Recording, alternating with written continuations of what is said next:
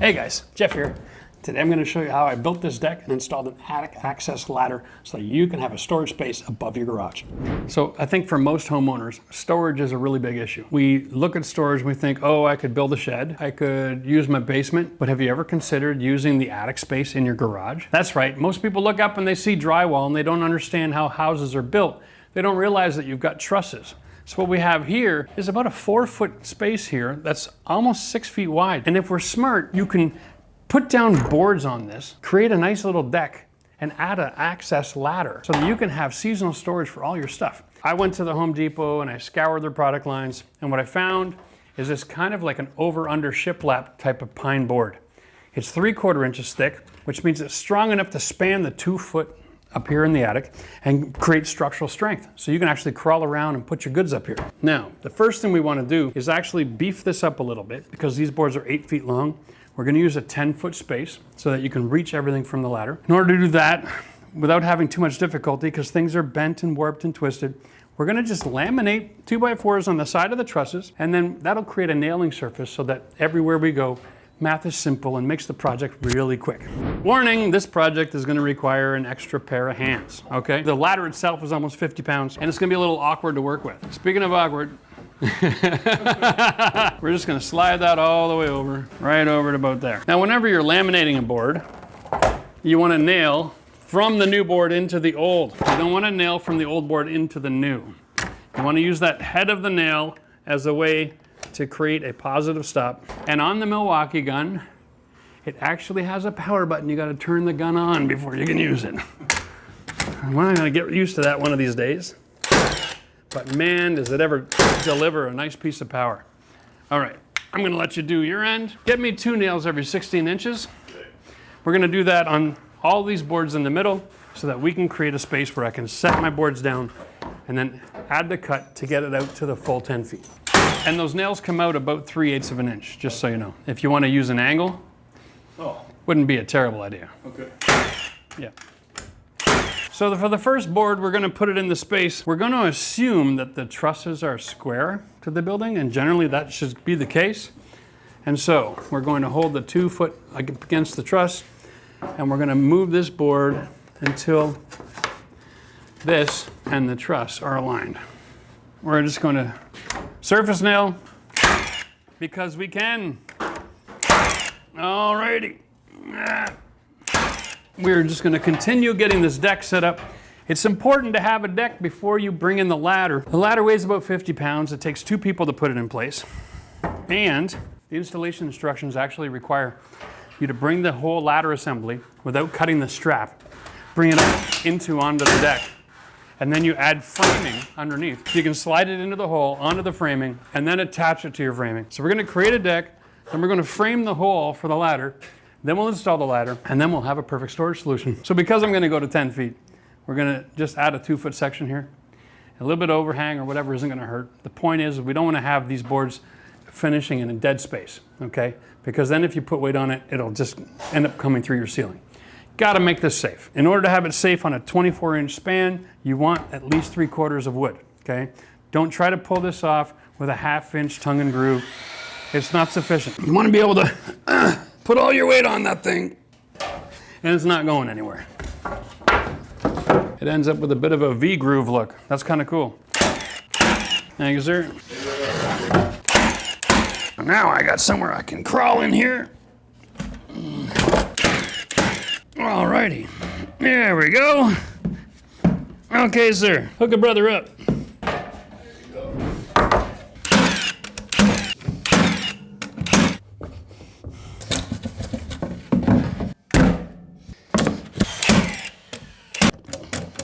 Next step is we have to frame for our ladder. We have 24 inches between the trusses, and the ladder is not quite that wide. So we're going to put double up on each end, like structure, use some steel plates, some structural screws, and then we'll add joist hanger to put the next stud in. That'll create a perfect box to be able to mount this machine. Remember, when you're doing work like this, you really want to make sure you aren't cutting corners on your integrity. Don't just grab deck screws or something. Grab the structural screws that have got the capacity rating to hold weight. Because it's only a 50-pound ladder, but a lot of us are a lot more than 200 pounds. And You don't want to be climbing up a ladder just to have the thing tear out of the framing because you used the wrong kind of screws. All right, Matt, let's do this. I'll take the brackets, I'll take the screws, just chuck it all up here. And I'm gonna be using a few of these structural lag bolts to help install it when we're all finished. If you're gonna do overkill with your fasteners. That's a great place to spend a few bucks, give you some peace of mind. There we go, there's our structural screws, okay? These are awesome. Anything that says Simpson Strong Tie, you know you're in good hands, okay? These guys make the best fastening hardware on the market.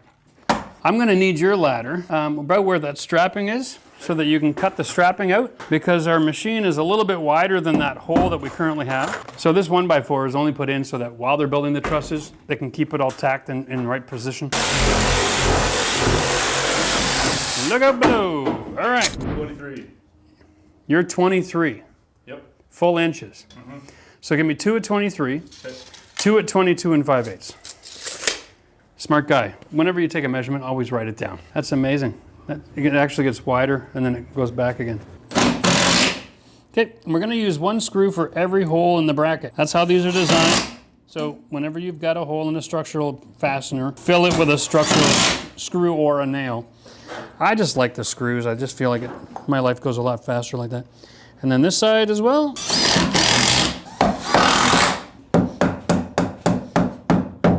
Now, can you screw that in from the other side as well? Beautiful.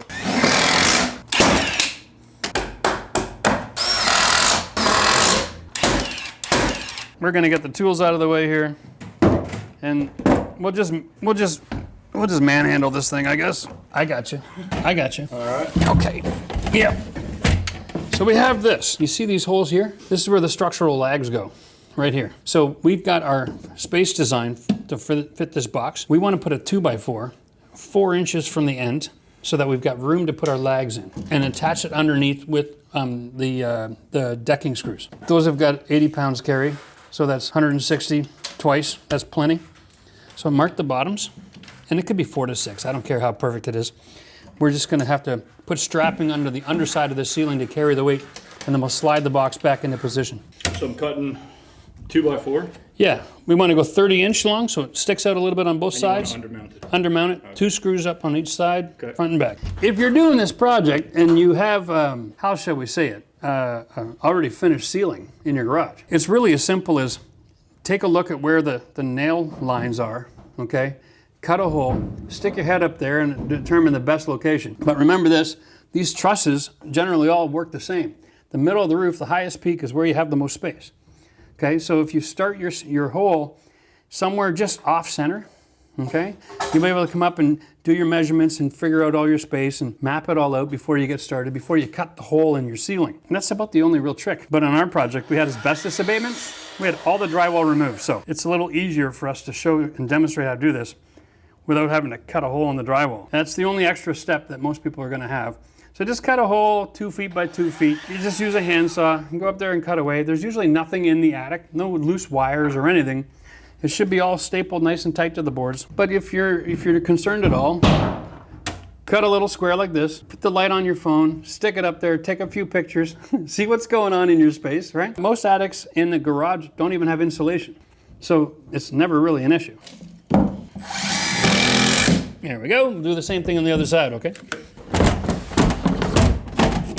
Boom. All right, so now we know this fits. Now we're gonna need the instruction manual. We've got some plastic plugs to put in those holes, and then we gotta add our shims to contain that space, right, and close it up. And then we can screw it all in.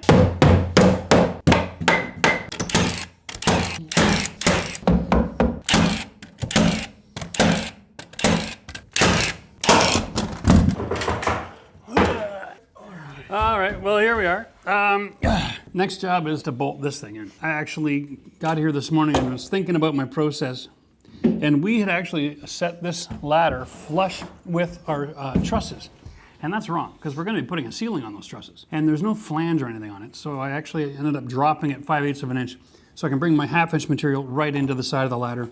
So at least I can get a seal with like a fire caulking or something on there, which would be necessary. Okay, so let's just remember, This process, although we're doing it over 2 days, because we wanted to get rid of our chimney first, it's going to be done in one process for most of you, because most guys are going to just cut your hole, and then you're going to have one guy sitting up in this attic until we're ready to take the door and open it up. Now, right now, all the way to sitting on those 2x4s that are underneath. So we need to use the sleeves and the bolts to be able to get that into position. I got to get the cap in here, and then I got to drive a leg. Matt, there's no way to drive that leg with the ladder in the way. That is the strangest thing. I wonder if that's what those metal straps are for. Can you give me the rest of that harbor kit, Matt? Another difficulty that we're running into today is that because it's been so long, we actually lost the instructions for the installation. And we're trying to figure out what these are for. And I think these are for temporary installation. But there's no short screws here for this. Oh, I got it. I got it. There is a hole over here. So there's a permanent location for the lag bolts on the header, which is why they're doubled up. These are designed to carry some load.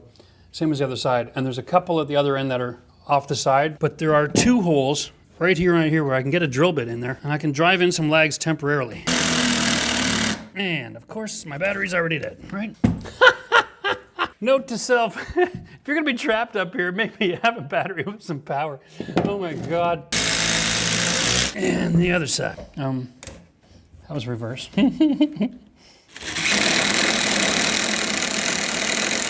That's one end. Now I got to crawl to the other end on the trusses to get the other 2 in. Now, as soon as I see it tugging at all, I have to stop.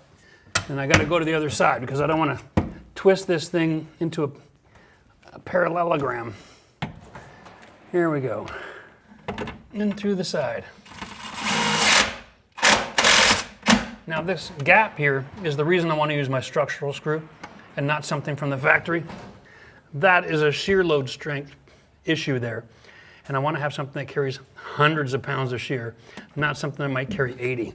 All right, okay. That gives us all 4 corners connected now. Ready to thread that string up there, Matt. You know, this is something that we could have done before we installed this thing all together. All right, perfect. Thank you. All right, so we got a washer here, and I got to just tie a great big knot. Okay, here we go. Now we've got our handle installed. The only thing left to do here before we can open this up is we got to cut the safety strap. That is designed to keep everything in play while you're installing. It's just because everything's on hinges and it's very dangerous to have a lot of moving parts while you're working on the installation. But now we're ready to go.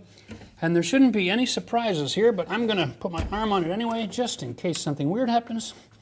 Like I said, I don't have the instructions anymore. Okay. There we go. It's under compression. It didn't jiggle, didn't wiggle. All right, Matt, it's all you. It's time to open this bad boy up. Let's get rid of these safety brackets. Beautiful. No. Okay, please open it up. Let's see if it works. There we go. Yeah, it's got gas lifts over here, so that's what's sucking it up. Now, let's just see the action. Okay, that's the action. So real careful with the fingers. And you see it's too long right now. Yep. Okay. So what we have to do is we have to take a look at the bottom feet. No, there's no extension on it. No, So this ladder comes to go from a certain length to another certain length. And you have the ability to shorten the legs up just a little bit. Yeah, they're longer than they need to be. So what we actually do there in that situation is we got to take our hacksaw and we got to cut the legs down a little bit. This is not how you're supposed to come down a ladder. It's really hard to know where to cut, eh? Here's the deal. This is all aluminum. So we can use we could use anything, as long as we can drill a hole to create the holes that we need to put our nuts and bolts on. But I don't think cutting it past this step is gonna do us any benefit. We cut the step right off, and then I can easily get 4 bolts on here and extend to the same length. So obviously I can go shorter if I need to. Let's get a grinder with a 5-inch disc on it, some channel locks. I got a brand new blade on the grinder, I think. We'll make Swiss cheese of this in a heartbeat. Where do you think this is gonna land? I was gonna say is I wanted to do a bet that those arms aren't extended. Yeah. This bracket isn't even fully extended. And this line that I marked out is where I think I would cut it so that it would land somewhere where my foot is. Under the second step. Go up. Yeah. Okay, so the top is fully extended. It's not going down anymore. That's all right. Listen, Okay. you cut it where you. And I think that the ladder is going to land. I'm just going to draw a line right around here. Yep. from that location to that location, about 6 feet. Okay, so we can actually put it on that bracket now. Go to 6 feet, which is here. Yep. Okay, so what I'm suggesting is we cut this line maybe an inch up, have a little bit of wiggle room, and then we add the feet afterwards to make it perfect. But if you cut it way up here, then you're going to rely on 4 nuts and bolts here to carry all that load. Compared to This one. yeah, right. You'd be relying on just a couple of nuts and bolts right here to do the job, and you'd be all air. And versus we can attach this and just have a bit of a wiggle room to make the contact perfect. Have nuts and bolts like that. So that's all I'm doing.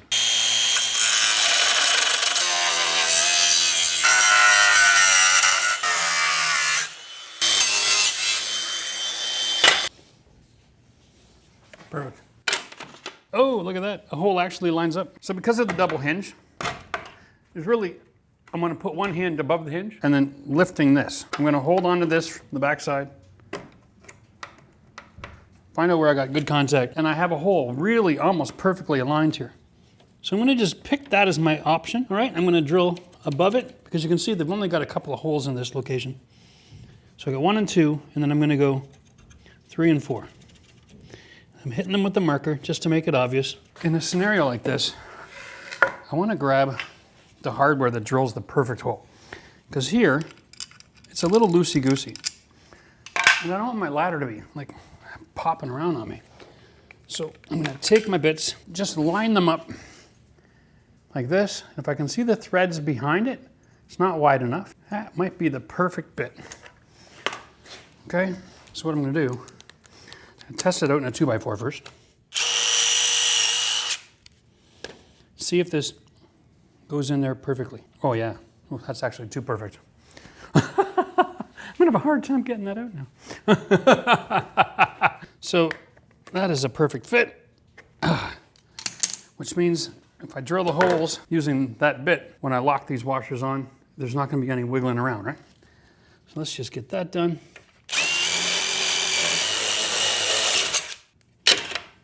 There we go. Take my washer into my look at that, it's like a nut wrench. Hold on the back side, and then I've got a nut driver.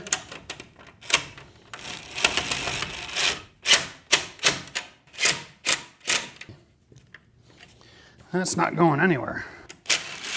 All right, now for the inaugural walk. Fingers crossed. Oh yeah, buddy. Now, I've just got 2, 3, 4 more locations where I want to put more of those bolts in. All right, so now we're at a point where anywhere I find a hole where I can put a 3-inch bolt, I'm going to stick it. There we go. I don't want to be bending the walls, so very careful here. Now at this point, this is really overkill, right? Like any 4 of these locations would hold this ladder up. You can have an elephant walk up here. The thing is that the structure itself being all aluminum, I want to have it supported as many times and as many places as I can find. I even have an opportunity to put one right here in this bracket. To me, that makes perfect sense. Because now I've got a structural lag through the bracket, through the frame. Even if from the factory things start to fail a little bit, my installation won't.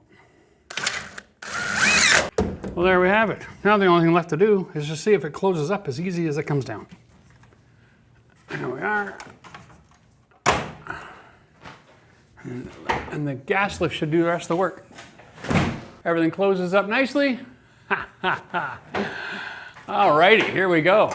So the only thing left to consider here is how far this dangles, right? Like if I can reach up here to grab my, and then that's out of the way.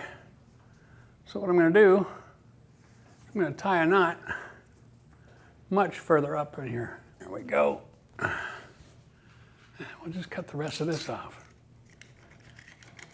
Perfectly customized. All right, here we go.